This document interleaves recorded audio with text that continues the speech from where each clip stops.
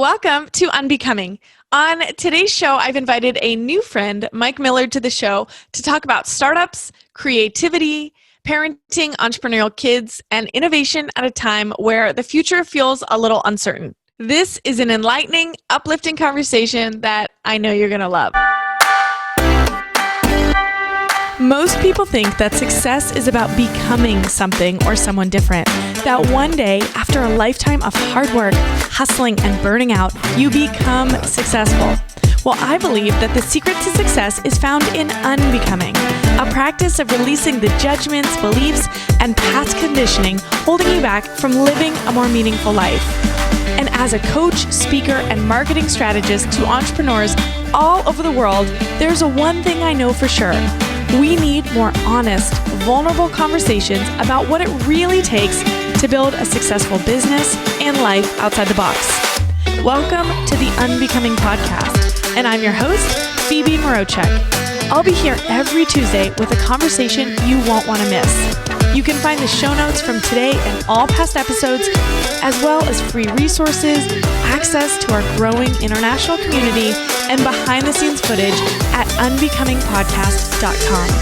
Thanks again for being here. Now let's jump into today's conversation. You ready? Let's do this. So let me give you a little bit of background. I heard about MassChallenge several years ago, maybe 2 years ago, from a good friend of mine who was actually a participant.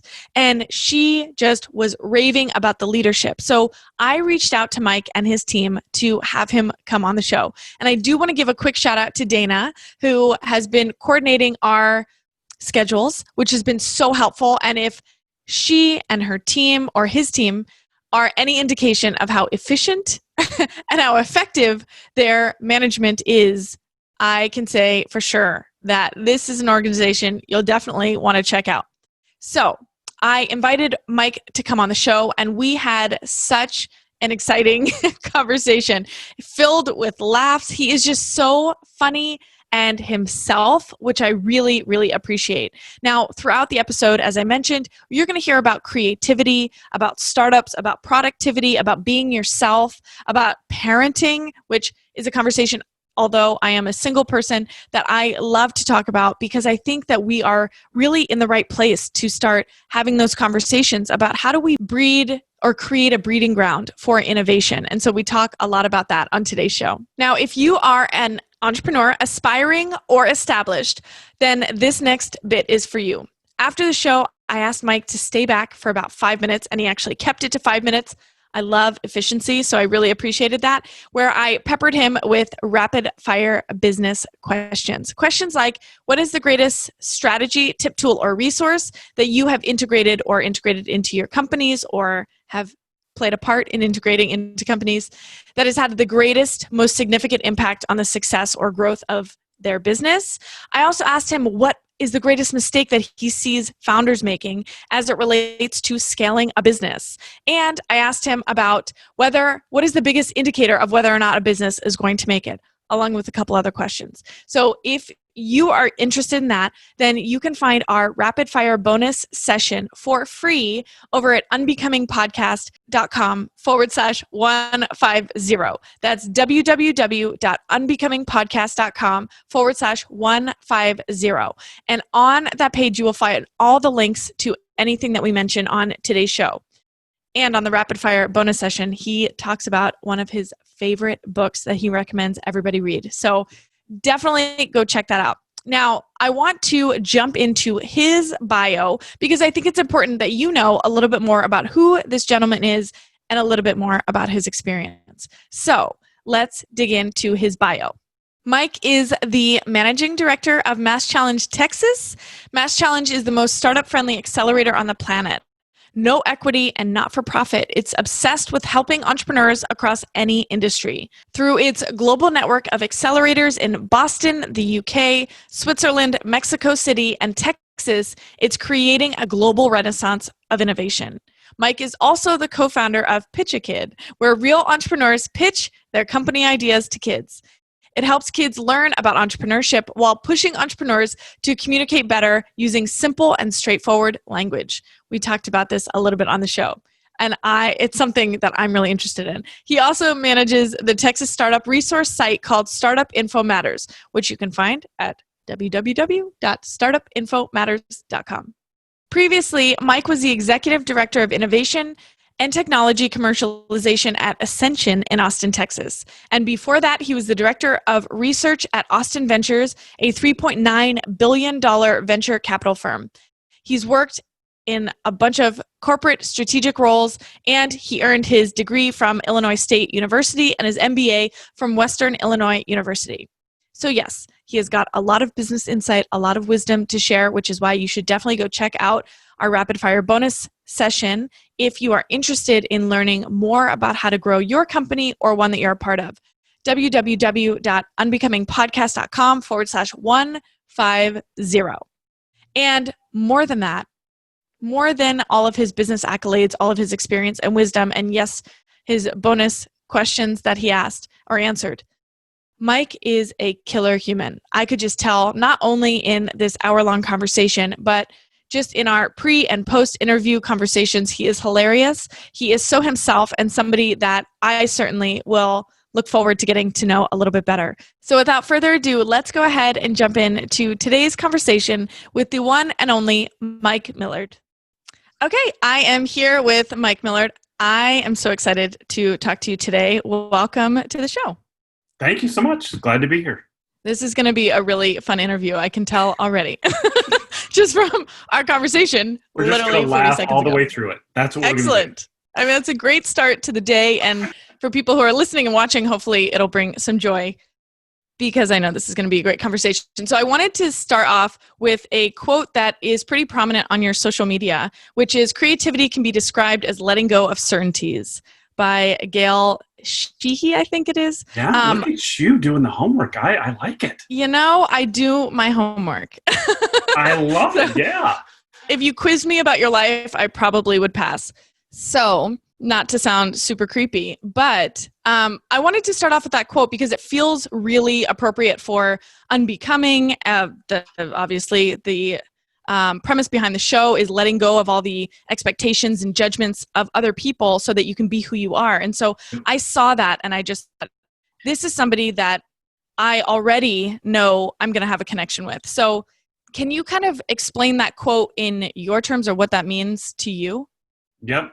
So when I think of creativity and letting go and whatnot of the certainties, to me it means, I think a lot of people are obsessed, sort of like your podcast, like becoming something.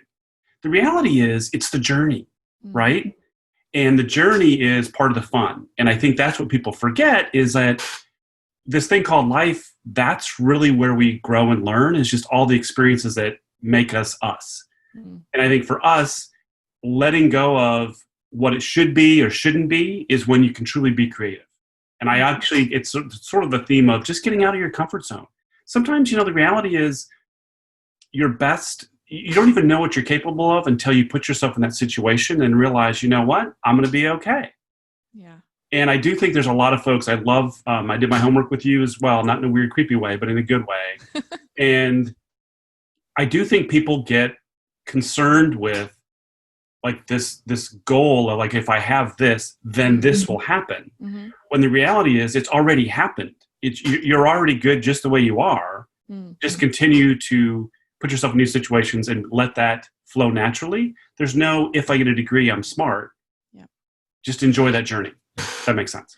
Totally. And is that something that has always been, getting out of your comfort zone? Is that like a theme throughout your life, or is that something that's happened recently? Like how long has this been kind of going on in the background? Yeah, I'm kind of weird in many ways. You can ask my wife. She will confer that. I'm very weird. So I've always kind of enjoyed a little bit of not knowing exactly what I'm doing. Yeah. Right? So there's a little bit, that little feeling in your stomach where you're like, I don't really know. Maybe your first podcast, you're like, I don't even know what I'm doing. I've never done this. There's something about that excitement, that little butterfly feeling that allows me to, I think, grow. And I enjoy that. So I've enjoyed that over my career. That's why I've changed jobs in different areas, mainly because I want to challenge myself to do something new. Yeah. And that was sort of like, that's my theme of hey, if I'm going to go do strategy, could I do it at a different company, or could I do it over here, or could I try a completely different thing and run an accelerator? I don't know. Mm-hmm. And I like that. I don't know. Just I like that little feeling of like, now I know that I'm living because I can feel it.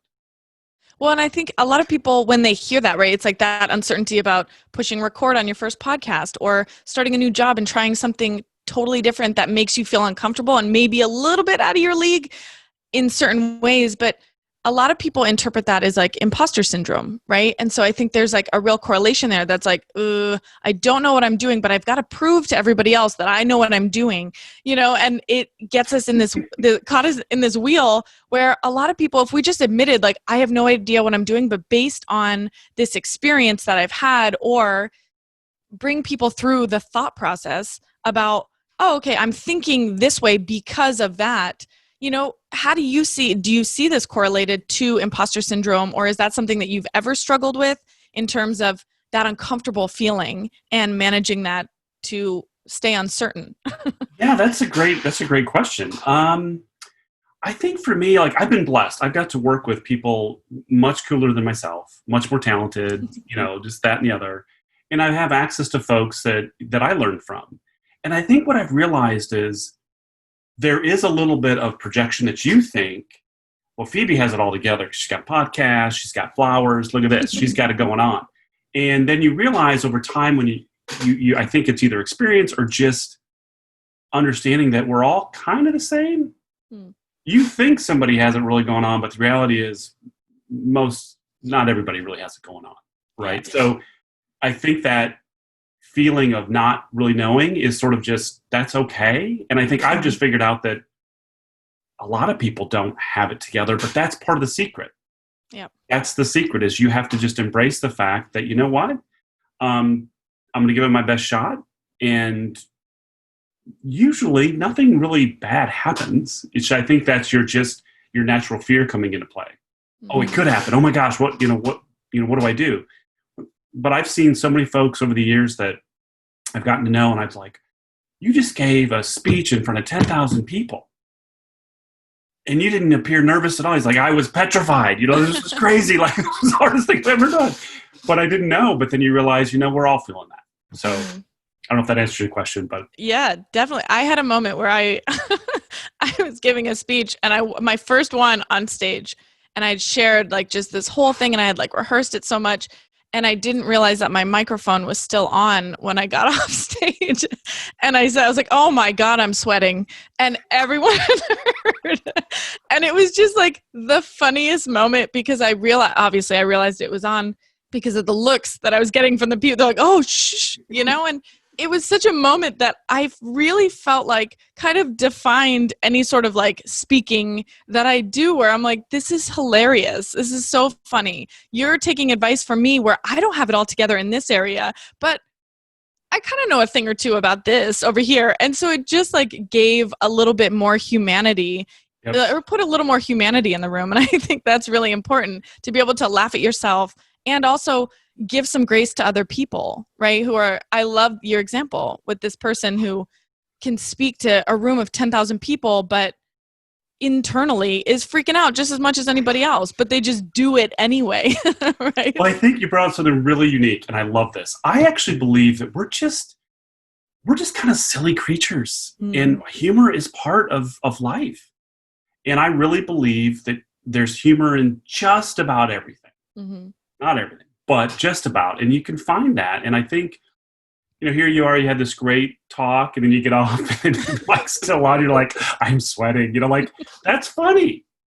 And I think people just need to embrace that, because I laugh at myself a lot. I don't take myself very seriously.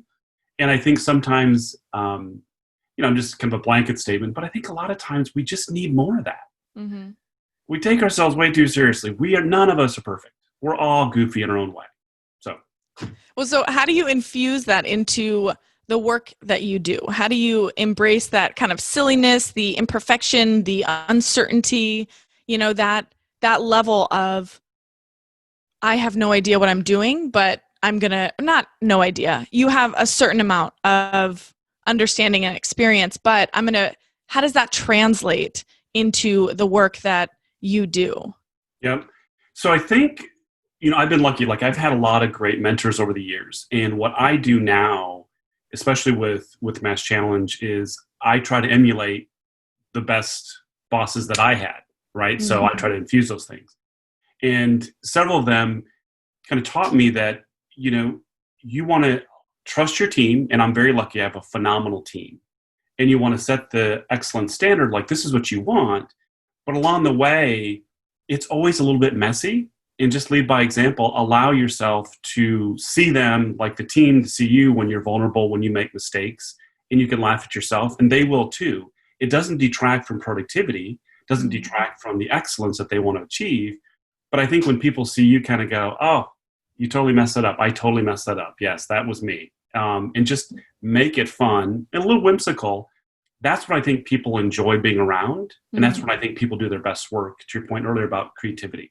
It's when they're relaxed like this, we're having a good time.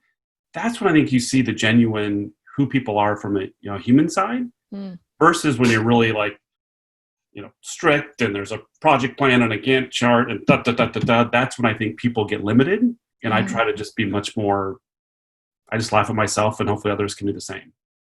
And so I know that you posted about, can entrepreneurship be taught? And so you think that yes, it can. And do you, well, first of all, talk to me about that. Why do you think that it can be taught?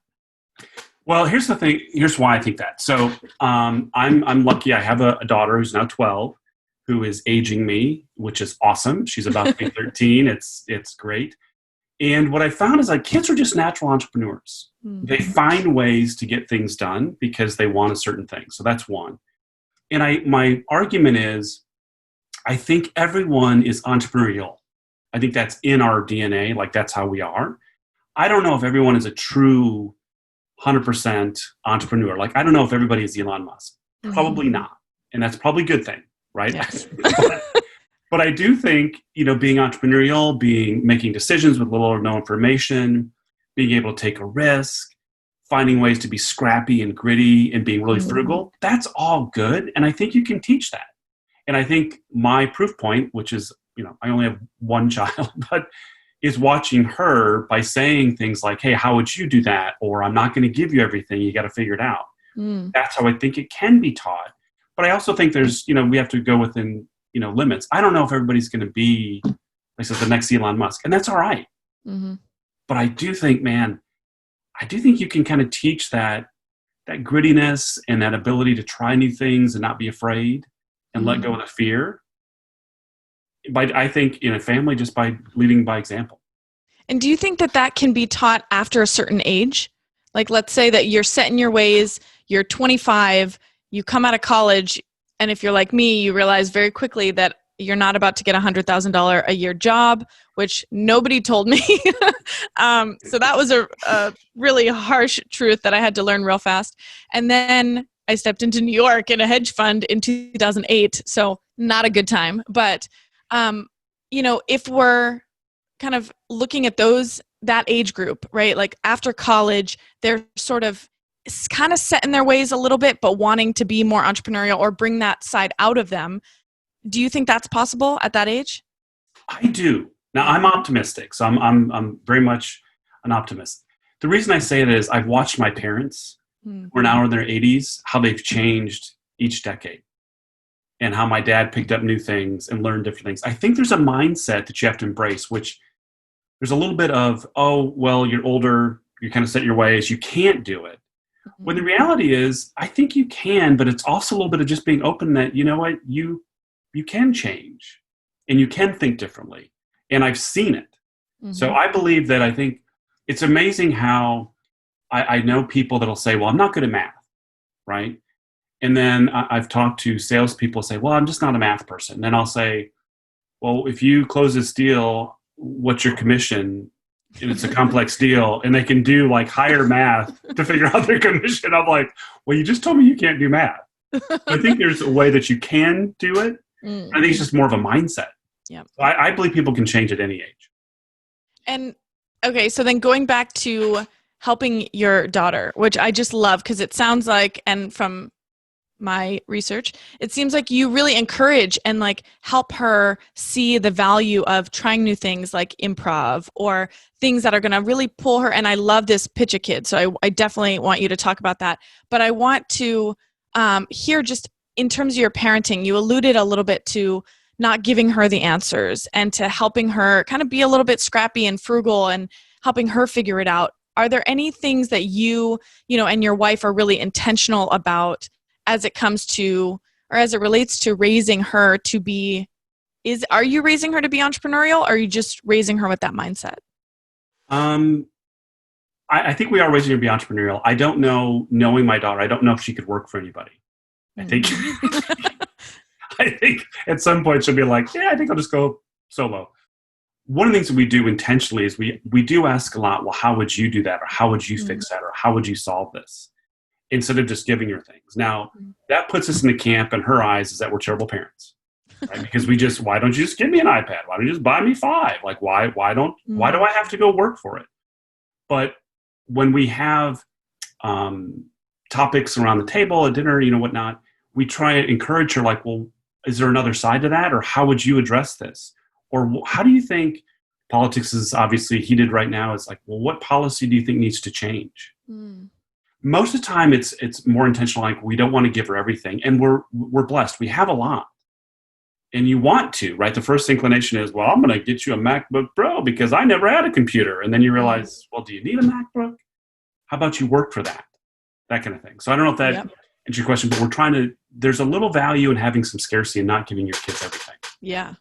Yeah. And growing up for you, what was your childhood experience like in terms of, parenting styles and generally your experience?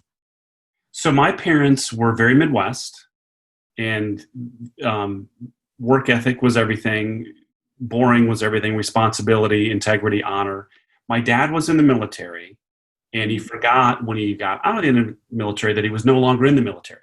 He kind of still thought he was in the military. That makes sense. So Yes. We were very strict. 10 o'clock did not mean 10:01. That means you're late.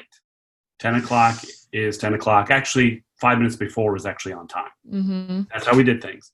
And my dad was much more into, this is going to sound a little crass, but I think we've known each other, so I can tell you this. But my dad used to say, there's not an anchor tied to your butt, which sounds a little crazy, right?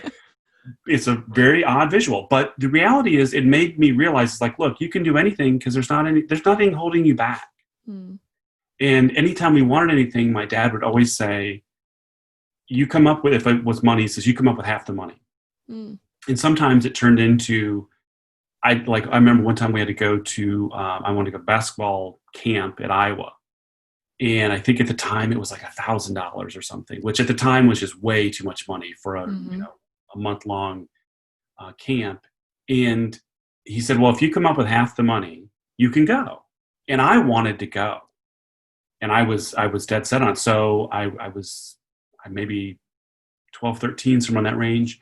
And I mowed lawns, I painted houses, I cleaned this, I did that, I cleaned out ravines, whatever I could do. And I came up with $500. And my dad was like, holy moly, you actually got the $500. Like, what are we doing now? Because I don't think he had any idea. He didn't think that we would do it. So a lot of what my parents did, some by necessity, because I wasn't raised with a lot. We were not, hanging out, in the 1%, if you will. But it was also a little bit like you had to work for it.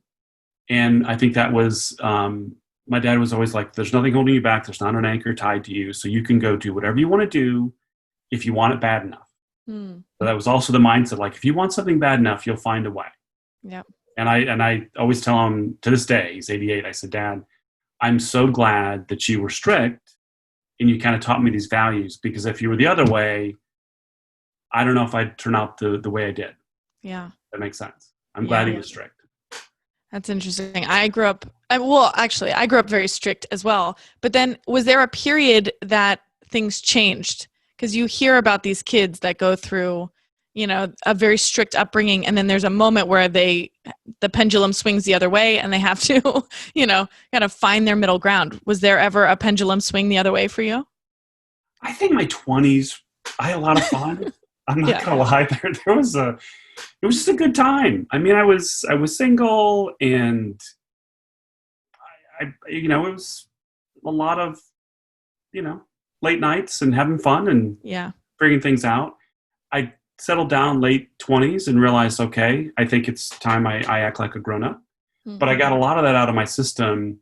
It started in college, but still college I wasn't too crazy. But more in my 20s, I was much more into, hey, let's try this, let's do this. And I think my parents were like, what happened to our child? And that was sort of my rebellion, was just having fun. And nothing too crazy, but I took a couple years off my life by having some fun. I think it's important. Yeah. I think that phase is just like so important. And it sounds like it didn't, that you've kind of found the middle ground, but there's not like I don't know, just this, I'm assuming that you could be quite strict if you had to be. Is that a fair statement? Oh yeah. We're definitely, I mean, with Audrey, we're pretty strict. And I don't feel like we're strict, but according to her, we're I can't have this, I can't have that. But I think that's helpful just to set the boundaries and make sure that the kids appreciate what they have. Mm-hmm. And it's hard to do, because I think we're in a world of it's so easy to get things quickly, instant gratification, and that whole delayed gratification thing. I learned it, but I think it's harder for kids today because it's just easy to get things really fast. I mean, you have the internet. Yeah. You and I had to go to a thing called a library. Card catalog, from the old days. Encyclopedia. Yes. Which just like blows my mind. I know. I was showing her, this is a while back, but I was showing her a card catalog, those little cards. And I told her what we did. And my daughter was like, what are you talking about? Like, did you just, I said, no, you had to go find it in the shelf. And she's like, you didn't Google? I'm like, no, there's no Google. You had to go hunt it down, and sometimes the book wasn't there. Yeah, it's crazy. And then your late fees, and then, oh, God.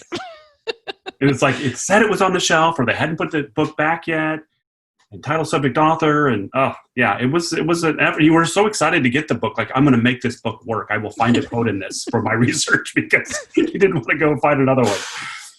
I mean, even when you're talking about like the delayed gratification, it's that marshmallow test that I've watched. I've watched so many little kids on videos I don't know why, but to like watch if they do it or not. And everyone eats the marshmallow, and it's so funny. And the parents leave, and then, are they going to take it? Now it's become a thing on, online somewhere where it's like candy, or, I'm going to go to the bathroom real quick, and the kids always eat it.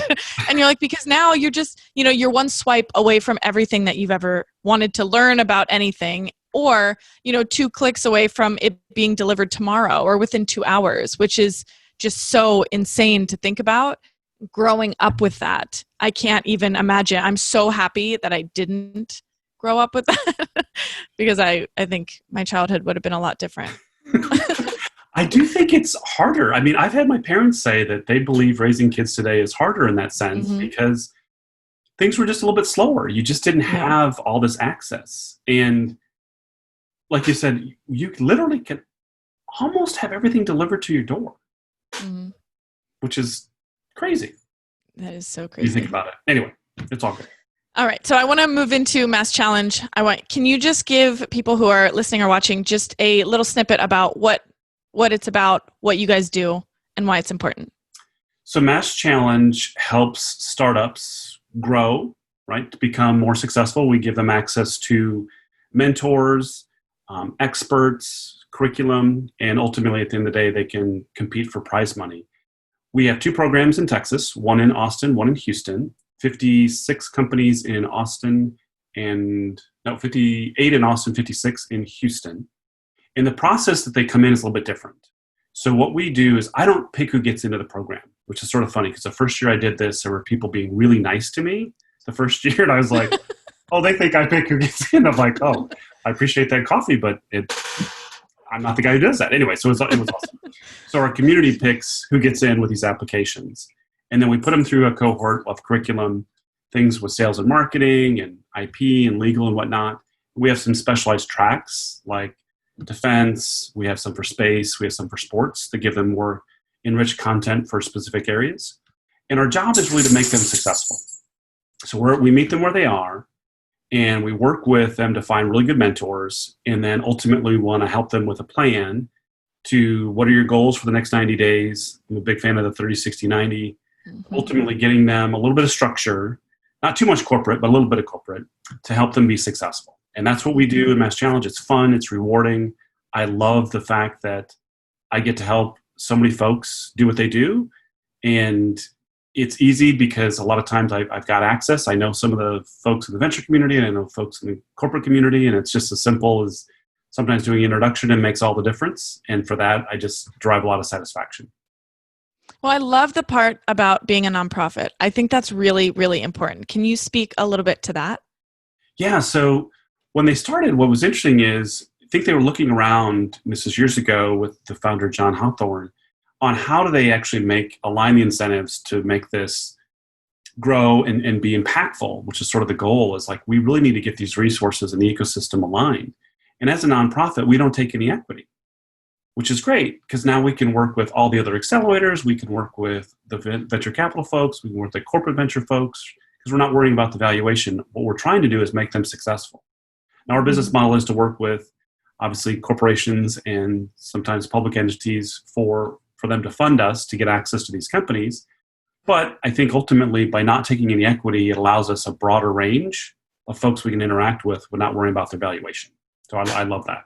Yeah, I don't know if you know this, but I have just, I'm a mentor or an expert in the Austin. Look at you. I know, we're moving up in the world. I'm going to help some people, but I'm so excited. And I think that's really what drew me to you guys, that you don't take equity. I think that's really such a,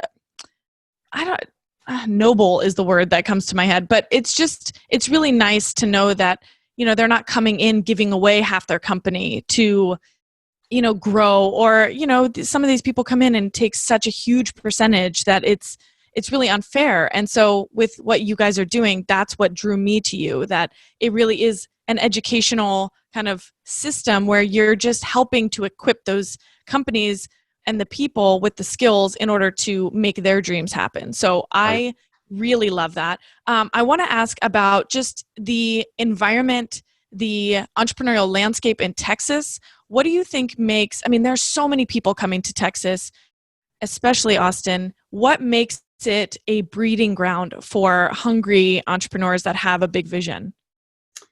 I think there's a natural collaboration that happens in Texas that I haven't seen necessarily on the coast. It doesn't mean that doesn't exist, but I think in Texas there is much more willingness to pick up the phone and work with folks.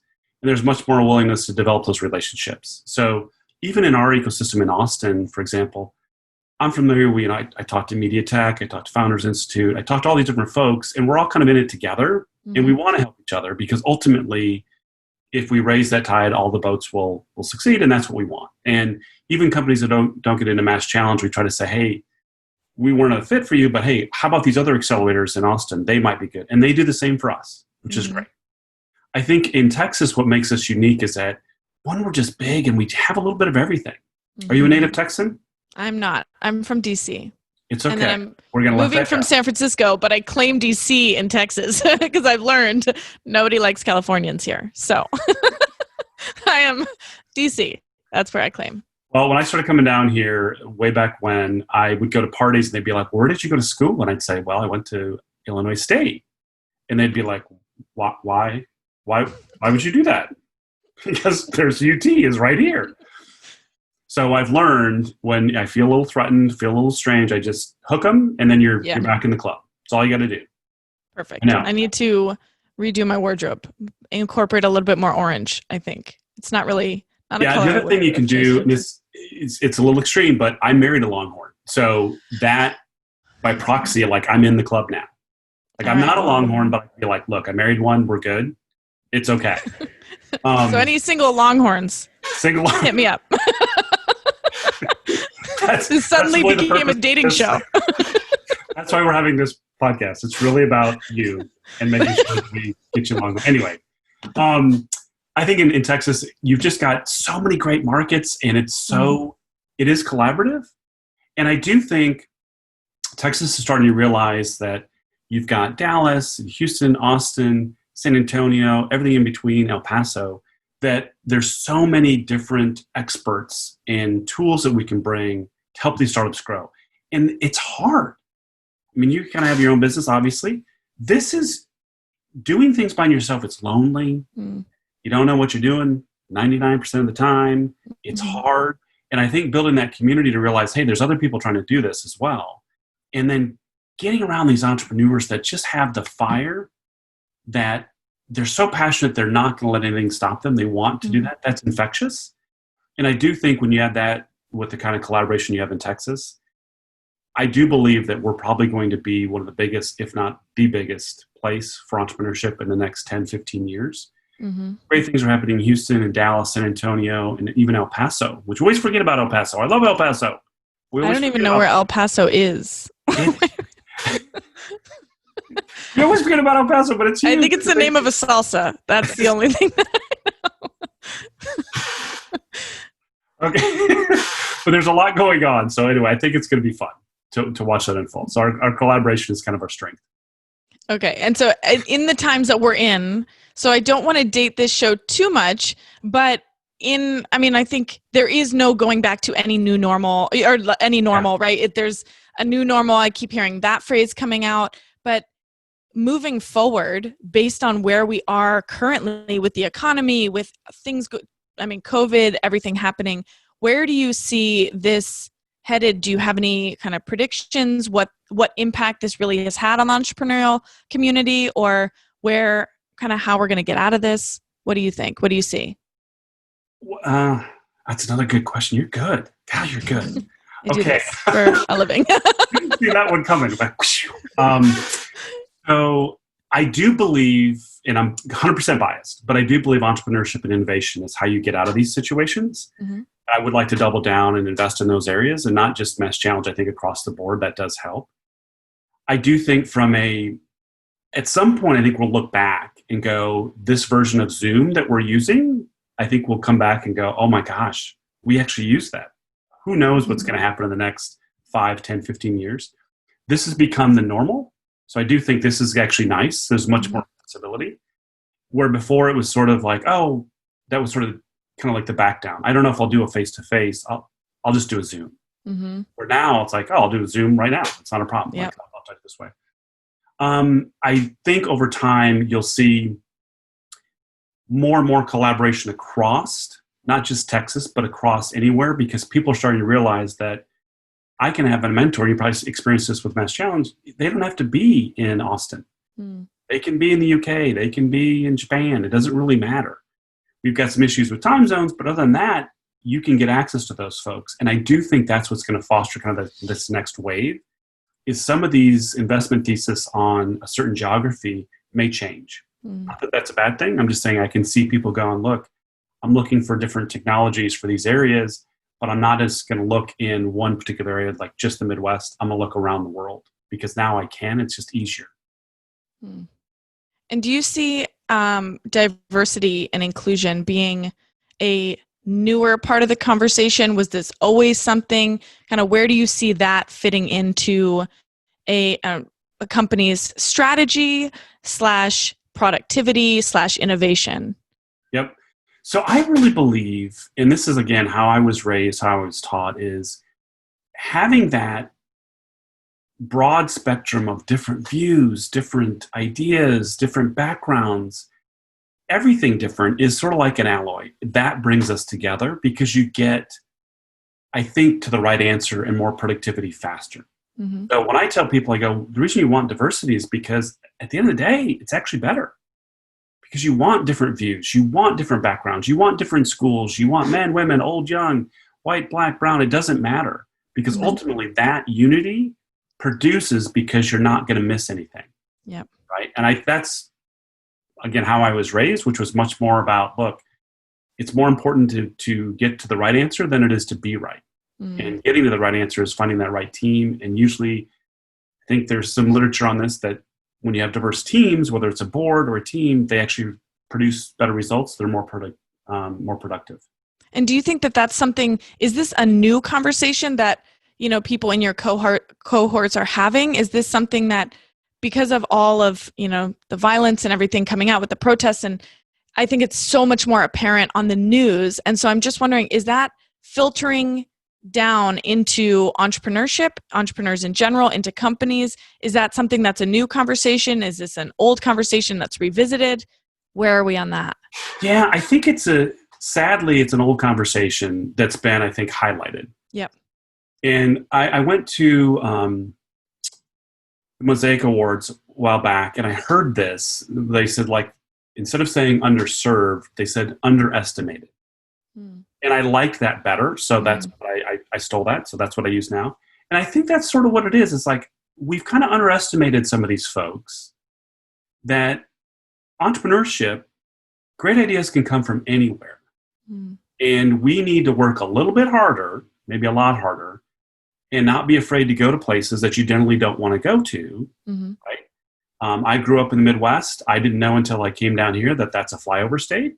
I was like, Illinois is a flyover state? Like, what's wrong with Illinois? But, there's great ideas anywhere. And I think that's one of the things that's now coming to light. And I think it's a great thing. We should be having these conversations where we should say, look, we shouldn't just make this exclusive club over here for these kinds of folks. It should be everybody. And what you want is folks to be engaged and to have access across. And that's what I think the problem is. This is, again, I'm a little biased and a little opinionated, but the biggest problem isn't necessarily that we're not recognizing them. We're not giving them access, people of all different backgrounds, to let them succeed. I think that's where you want to do is everybody needs to do their part and step up and say, look, we need to make sure that folks have access, because why would you not want all these folks that have great ideas? Why would you not want to fund them?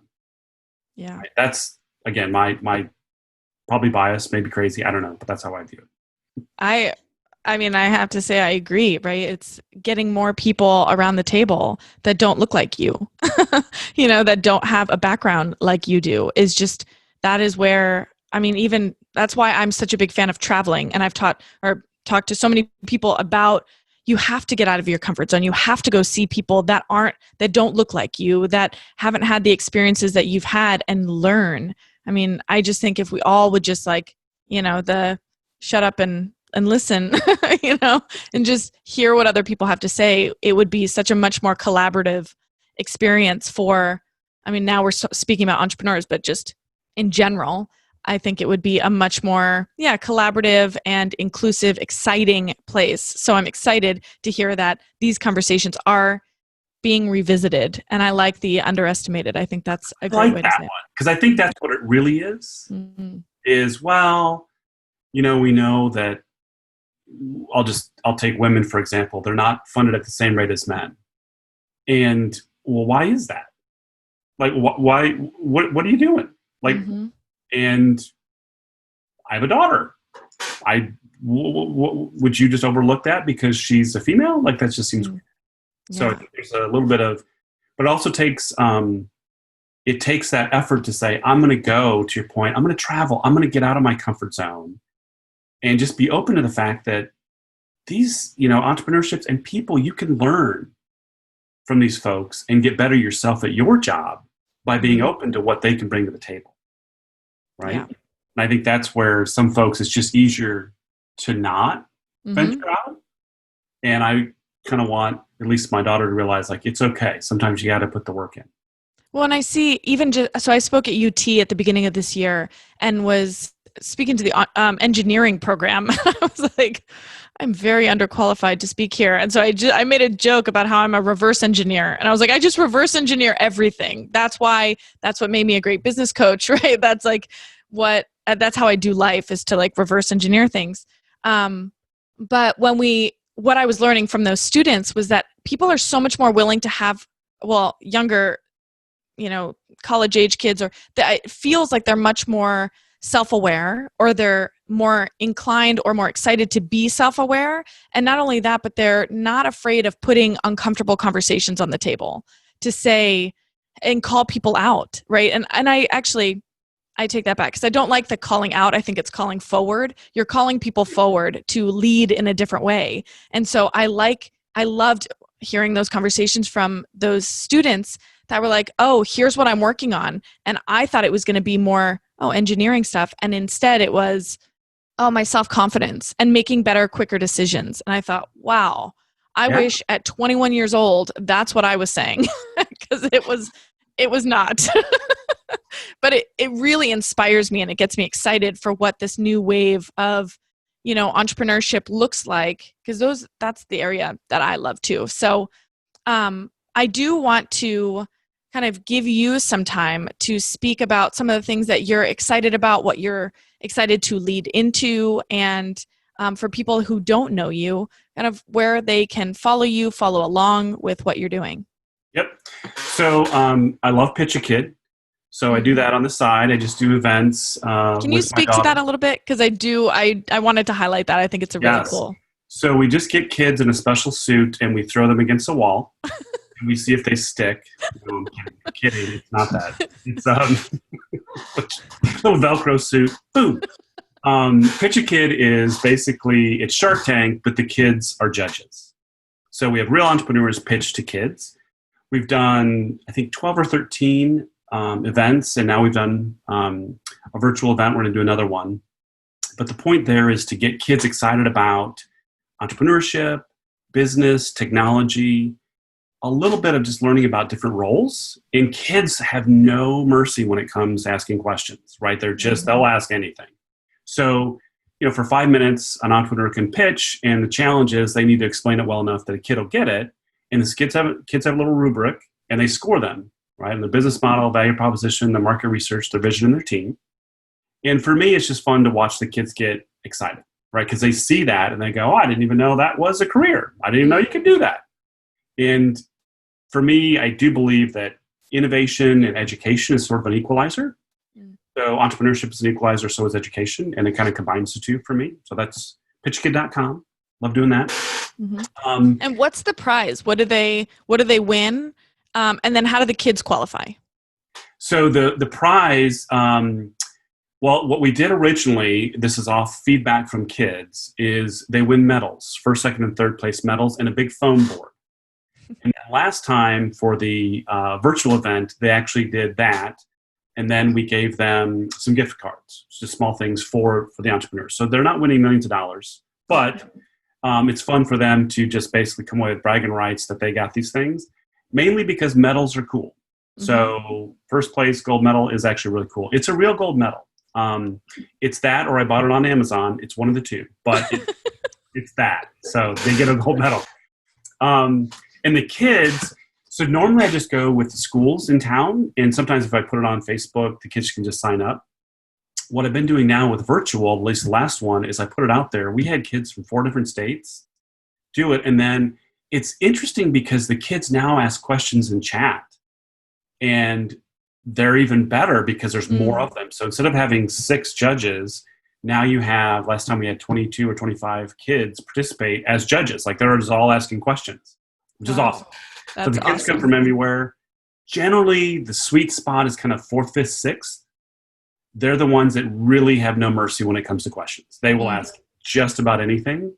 And it's great because I love to see, and they do too, it's fun to see adults squirm, which is sort of weird. I know it's kind of weird, but it's true because they'll ask a question and they'll be like, oh my gosh, I didn't think of that. I'm like, no, I know. Anyway, so that's that. That's awesome. So my Twitter is MillardTX. I'm not a huge tweeter, but I try. And then I'm also on LinkedIn and a little bit of Facebook. So cool. I will have all of those links in the show notes so people can follow you. I think it would be really cool if you're listening or watching this and you have a kid in 4th, 5th, or 6th grade to sign them up and just give them a chance and opportunity to be a fly on the wall or be an involved party. I mean, just even when you're saying with the questions coming in the chat, I mean, I can't even imagine how empowering that must be. Are you reading out the questions? Is that what I was saying? So we did one virtual event and I was just curious, but I think the kids feel more confident just chatting. They're actually better on the computer than me and probably you. Yep. They're really fast. So what was interesting is the kids, because they've got that medium, they were nonstop. Like we didn't even get through all the questions, but they get to see 3 different pitches. They get to see how they present. They get to learn about different technologies, businesses, and careers. And then they got to see adults squirm, which is, when you're in 5th grade, that's kind of fun because you're just asking really tough questions. I'm like, when you're 30, that's still really fun. Or in your 30s. That's the first one we did was a couple years ago. And I remember entrepreneurs like, look, I've done this hundreds of times. Like, whatever. And I go, did you prepare? And he's like, prepare, please. So went in, did a great job, came out. He's like sweating. He's like, I did not know that they would ask all these hard questions. I'm like, I know. And I said, it's really low risk. So that's the other thing. It's like, nothing's going to happen. You're not in a VC room. You're just, pitching. But a lot of the questions they ask are pretty relevant. And they're very similar to what a VC would ask, ironically. Wow. Which is bizarre. I mean, that just goes back to, if we're going to tie this all in a beautiful bow, it's like that creativity, right? Letting go, stepping out of your comfort zone, not having all of this programming and conditioning that we learn over the years. They're still so young and so little and so intelligent that a lot of times we don't give them credit for how smart they are. And so if we can groom them to ask tough questions or just say what's on their mind and empower that and encourage that, the creativity, the innovation that comes from that is just amazing. So I'm excited for you. That's amazing. I have one final question for you. All right, I'm ready. The last question, which I do ask everybody, is if this show were broadcasted to the entire world for the next 30 seconds to a minute or so, what message would you have? I thought about this. I did my homework, so I'm ready. And here we go. So I would tell people to not only believe in yourself, little Oprah, but I actually would tell people to envision what you want. I believe when you envision what you want, ultimately you subconsciously figure out those steps that need to be taken for you to realize exactly what you want. You can manifest it. So I tell people, believe in yourself, but also envision what you want, whether it's meditation, prayer, whatnot, and that will help you, not only your day-to-day life, but I think it'll help you just enjoy life more because you're subconsciously making those decisions to make yourself more successful. That makes sense. It makes total sense. And now I'm a little sad. I'm sad that we, you are Oprah. I'm sad that we didn't start with that because I have 1,000 more questions after that answer for you, just around manifesting and lots of stuff like that. But we can bring you back for another episode and we will start with that. But Mike, I just want to say thank you so much for being here. That's awesome. I'm so grateful for your time. I'm excited that you're here in Austin and that apparently we will meet for a second time very soon. And I'm just really grateful for the work that you're doing. I love what you're doing with MassChallenge and now Pitch a Kid. I think that is just so smart. And I am here for all of the things that you're doing. So you definitely have a fan and a friend in me 100%. And I'm just really grateful for you being on the show. So thank you. Thank you for the time. And thank you for being a mentor for the MassChallenge. You're welcome. Wasn't that an amazing interview? He is just hilarious and he is so himself, someone that as I mentioned before the episode, that I'm really excited to get to know a little bit better. So if you enjoyed this episode, please do me a favor and share this with one friend, one startup, one community that you're a part of. Be that person that shares great resources because you never know what somebody's going to get out of a conversation like this. Not only that, but I wanted to remind you that if you are interested in growing a company or you know somebody who is, you can find our rapid fire bonus session at www.unbecomingpodcast.com/150. And you will find a list of all of the resources that we mentioned on today's episode and a link to the rapid fire business session where I ask him things like, well, what is the biggest mistake that founders make when growing a company? I asked him questions like, what is the biggest indicator of whether or not a company is going to make it? Even if you're an established entrepreneur, that answer is going to apply to you. So I hope you enjoyed today's episode. Thank you again for being here. Thank you for watching. Thank you for subscribing and for sharing. I really appreciate it. And I look forward to seeing you next week on another episode of Unbecoming. Have a great one.